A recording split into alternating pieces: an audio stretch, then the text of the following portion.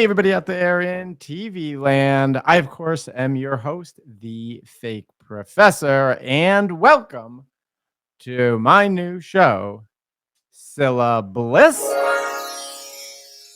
or syllabus. That's right. Welcome to syllaBLISS or syllabus, my new show, where I go through the syllabi of college courses today and using my 18 years of teaching college quite successfully, I think. Using my 18 years of teaching college, I take a look at the syllabus, and based on what I know, I tell you, are you in for a blissful experience, or should you expect your experience in that class to be a bust? That is correct. Now we're just having fun here, folks. Okay, don't take this too seriously. I don't know. We're just having a little fun. And so on today's first show, we're just going to take a look at syllabi that are out there in the public, right? All stuff that's just publicly available in the public discourse. And why not start with the fancy schools, right? The fancy universities and colleges. Let's be honest. These are the ones that are always in the news. These are the ones that people are always talking about. And in truth, they do sort of set a lot of times they set the policies, but they really kind of set the culture for a lot of other colleges and universities throughout the United States. When Harvard does something, everybody pays attention. When Princeton does something, everybody pays attention. And a lot of times they copy what they're doing. So let's start. Let's start with the fancy schools. And one fancy school we can start with that I found was Cornell. Now, there are so many colleges out there. There are so many college courses out there. Of course, you know that Fake Professor's background is in psychology, memory to be exact. So I figure, let's start with the course that just about every college student has some familiarity with. Intro to Psychology, right? Or General Psych. It goes like the devil by many names, right? Intro to Psych, General Psychology. Just about everybody takes that class because it's a requirement, or they take that class because it's fun and interesting. It really is, right? General Psych, you learn a lot about yourself, other people, why you're nuts, and why everybody in your family is deranged. Absolutely. So just about everybody has some familiarity. So let's take a look at the syllabi of the Intro to Psych or General Psych courses across the country and see, are students in that course in for a blissful experience? Or are they screwed? All right. So let's go ahead. And let's start with our very first one. Here we go, folks. Here we are. Now, I want you to notice something for the first show. It says fall 2024. But if you go to Cornell's website, you will see that this is listed as the new syllabus for fall 2025. A lot of times this actually happens to me. If you're using the same syllabus, you just kind of forget to change the year. Or if you want to tell students, hey, I'm using the same syllabus as last semester, I just haven't updated the dates or things like that. So while you're getting ready, you can take a look. But this is the syllabus that is up there right now for fall 2025. Now, I'm going to, in this show, really try to not focus on the actual individual themselves because as a college professor, it ain't easy out there. It is not easy out there. Especially today in 2025, especially in fall 2025. In fact, If you've been following me now for this past little bit, you know that this is one of the most challenging semesters ever for college professors. This is the first real AI semester, and college professors who don't like change are being forced to deal with a lot of change. Yes, we are. And there's just no way around it. Now, it turns out, I just want to say that this course is being taught by David Pizarro, Professor Pizarro. And when I took a look at that, I thought to myself, holy crapalula. Um, to be honest with you, I have presented on his science many times throughout my career. And I really like David Pizarro's science. This was just kind of accidental and random that I happened to come across. Now, I don't know him personally. He doesn't know me yet. No, I'm just kidding. I don't know him. But as far as I know about his science, he does some pretty cool science. So I'm pretty excited to see how he sets up an intro or general psychology course. So let's take a look at it, shall we? Let's get into it. I got to be honest, right off the bat, it's got a lot of good, blissful things in it. So right off the bat, I like this very sort of kind of calm, sort of not in your face, just font, frankly, that this professor is using. And I like these questions. Why are people superstitious? Why do we blush when we're embarrassed? What is intelligence? Why don't psychopaths feel guilty when they harm others? How reliable are our memories? Now, I studied memory, did research on memory, and if this is the Pizarro, I think it is. So I did Professor Pizarro some really cool memory stuff on the a ripple effect of memory. Anyway, in this course, we're going to cover a broad introduction to the science of psychology. Now, that is a very good sign. Right here, you have your professor highlighting that we are dealing with a science. That is very important. So you can see very science oriented. Of course, it is a science, but not everybody sort of teaches it that way. Some people teach it like a blog, but of course, it is science. So this is very cool to see. Um, and what you also see, the latest research on topics such as perception, memory intelligence, morality, personality, mental illness, language, and judgment. And I like this acknowledgement of the latest research, recognizing that, this course changes. What we talk about changes as the science and our understanding changes. You'll learn tools and methods psychologists use to investigate the mind. Very cool brain activity. This looks pretty cool so far. Nothing talking to students like they're children.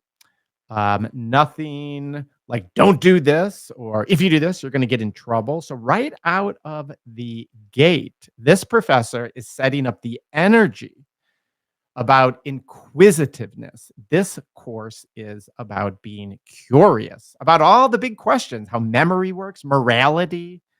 I really like this so far. Quite blissful, I gotta say. Let's take a look at the course structure. Again, recognizing this may change, and this probably isn't where it is being held. Textbook reading. Check this out, folks. Okay, let's take a look. What does it say? Textbook reading. What are we doing?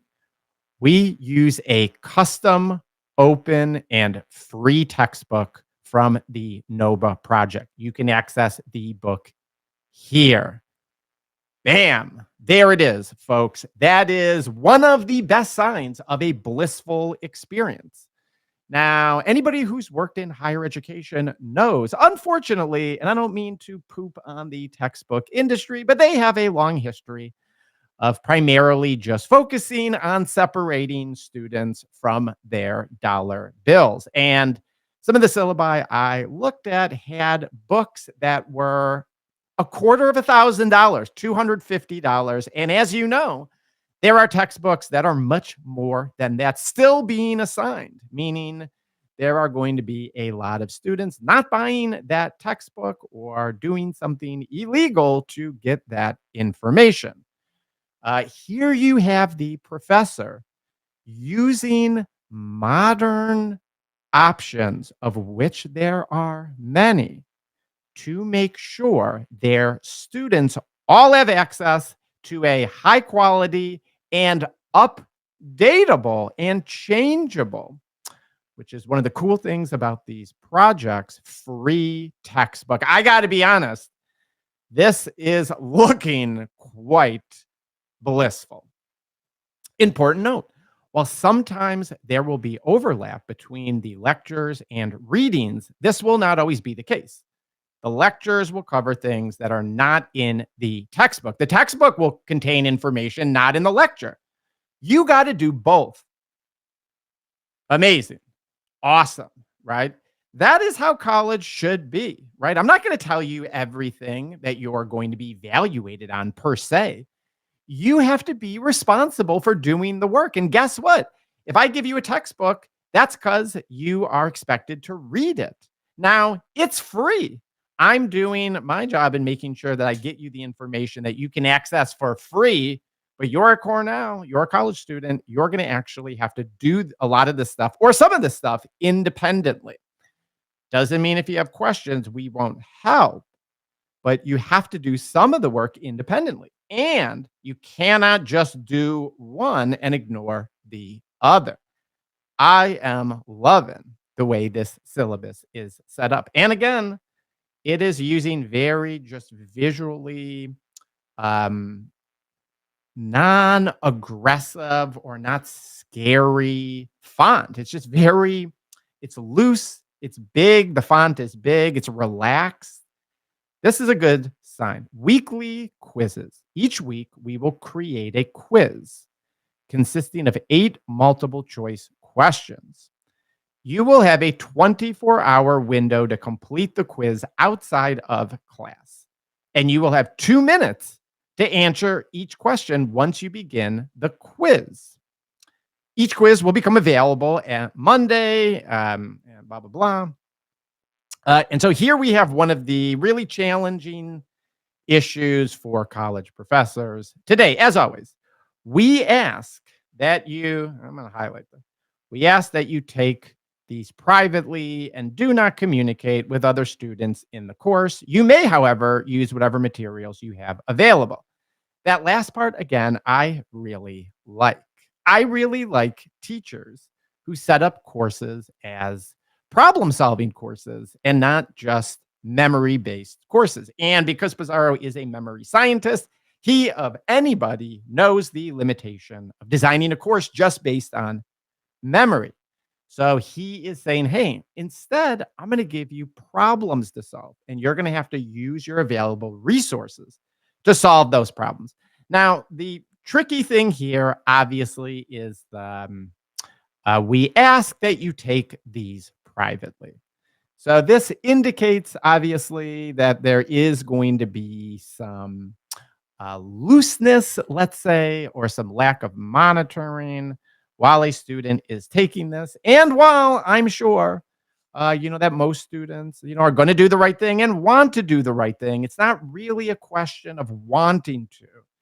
It's more of being put in a situation where you have to ask yourself, am I compelled to?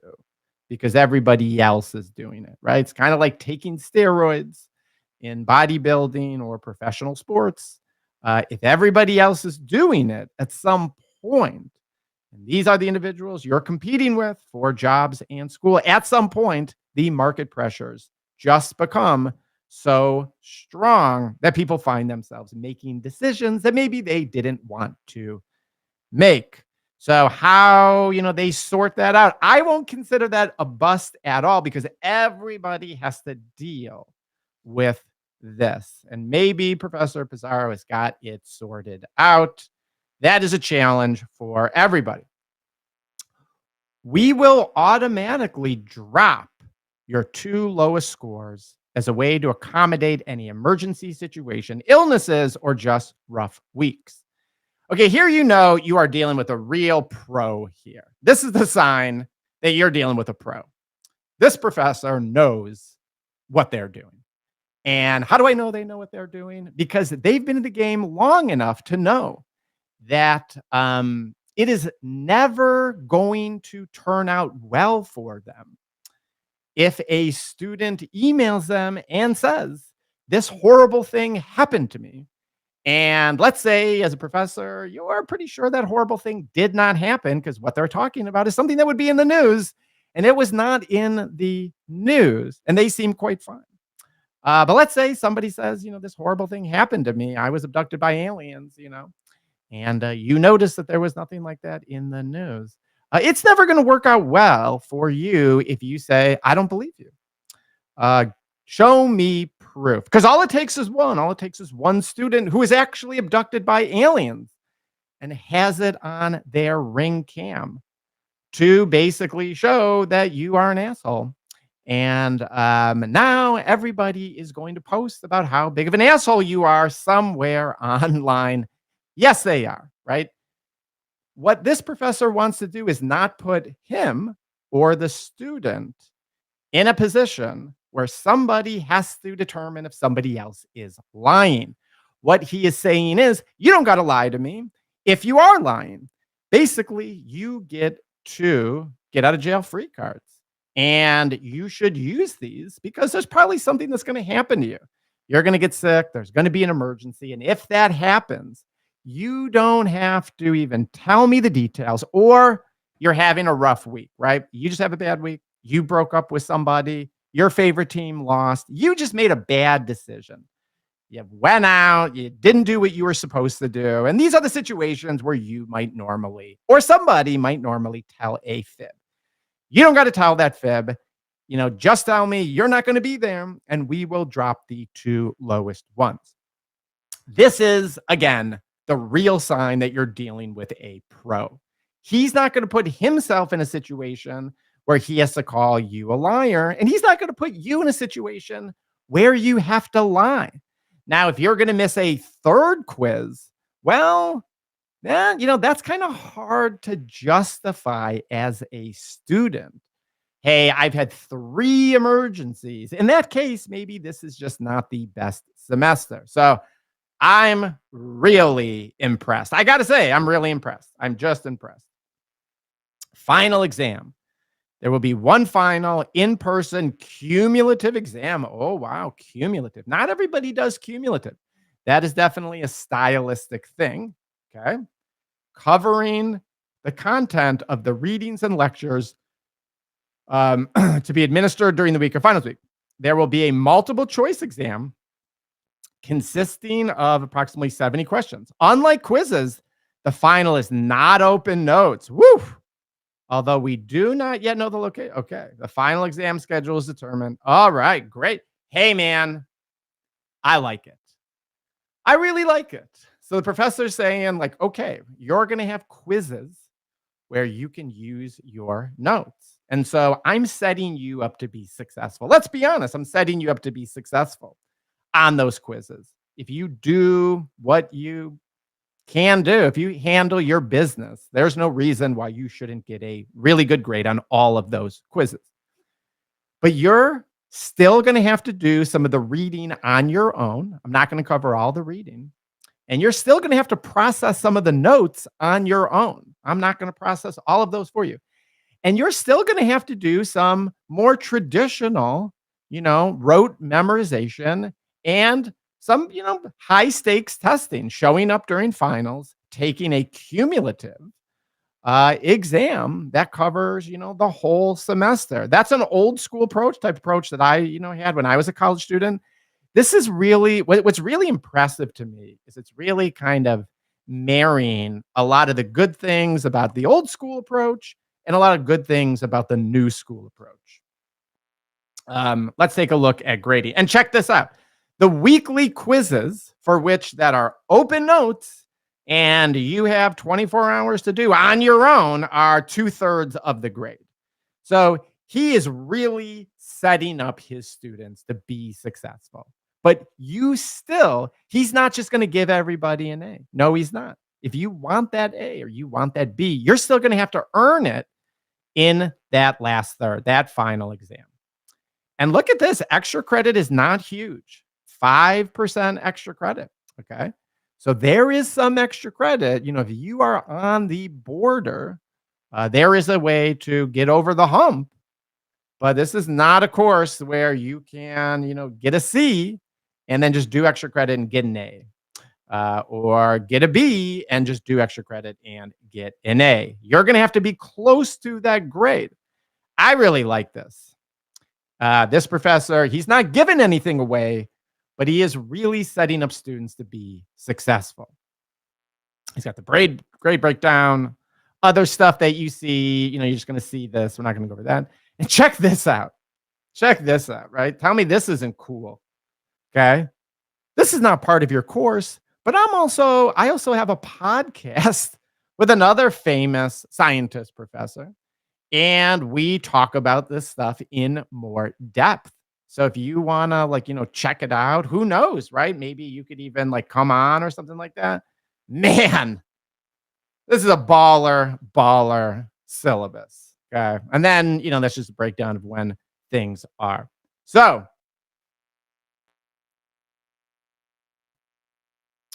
what can I say, right? Pizarro's General Psych or Intro to Psych, Psych 100, Psych 101, at Cornell.